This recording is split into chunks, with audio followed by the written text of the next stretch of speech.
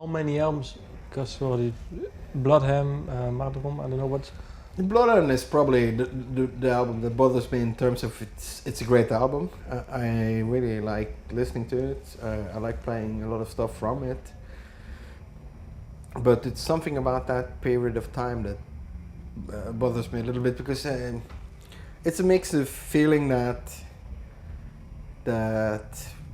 maybe those guys that was part of the band then and wasn't afterwards, maybe they should have seen that it was bothering me, and I was still writing the music. I was still doing my job, so they should have respected that. And it's bothering me a little bit because I feel that I didn't stand up. Like we were talking about when I was a kid, that I would take no bullshit. How come you didn't stand up then? Because I was thinking, that's I guess that age, early 20s. Mid-20s, whatever. I started thinking too much, maybe, and thinking that it's me. I've been like this since I was 10. Punching in the table and demanding things. And then I started thinking, oh, maybe I should be a little bit more soft, be a bit nicer. And they are, after all, spending a lot of time investing in this, blah, blah, blah. Yeah, I fell into the trap of being too much of a diplomat. It bothers me a bit. And was there one turning point? Yeah, the turning point I think was around Madrom, when there was a lot of indecisiveness going on and a lot of what I thought was bad ideas being let into the band, and then I started feeling this 10-year-old commanding little boy coming back, and I said no, I made these songs and this is how they should be, and that turned out really good, and a lot changed from that point on with the band, because we started going in a more experimental direction. We started including more of the psychedelic elements and everything, and it sounded fucking great. And the people who had been following Enslaved for a lot of years, they were giving such great feedback, and I just realized, like, yeah, this I gotta trust my own instincts. But did they leave the band themselves, or did you ask them to leave? Both, actually. We had the guitar player Roy Kronheim at the time. I had to ask him to leave, to be honest. But it was more of I think he wanted to leave, but it was very difficult for him because he also felt a bit obligated. It was a problem because he felt like it would be a coward thing to leave, which is a nice thing. He's a nice guy and everything, and that's the weird thing about Enslaved. We're still really good friends with all the ex-members.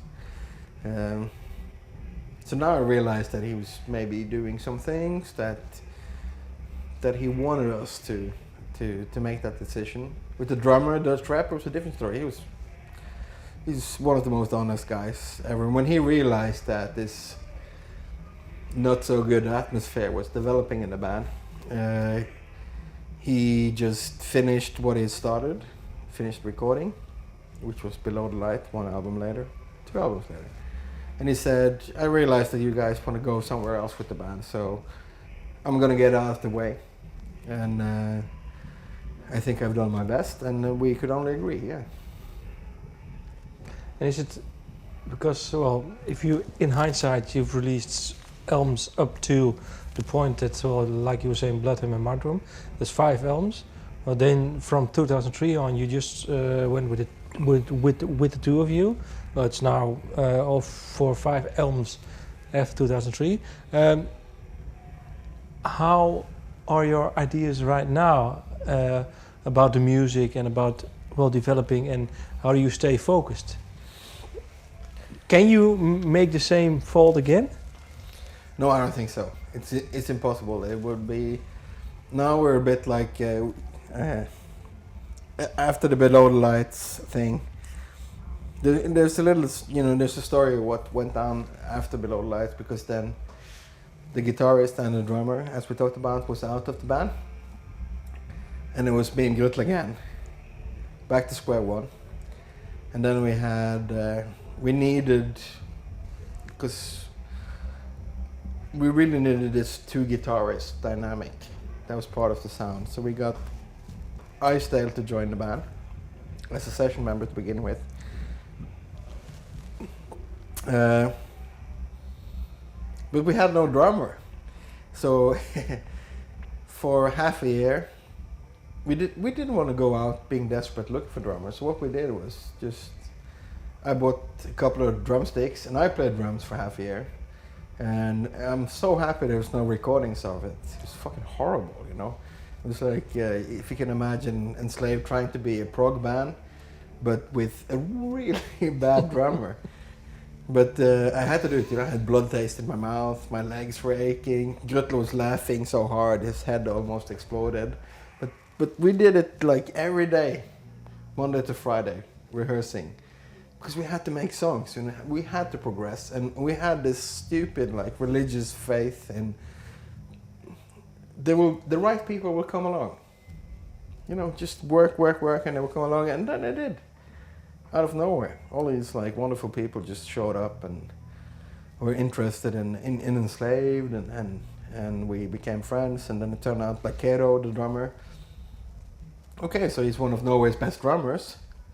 And Grutle got to know him through fishing. And then we discovered his name. Isn't that the guy from Red Harvest? And he's like, yeah, I played Red Harvest. Do you mind playing drums for Enslaved? Yeah, I can give it a try, you know. Hey, we got the best drummer. And then the keyboard player was working, Halban. He was working in the studio as an engineer.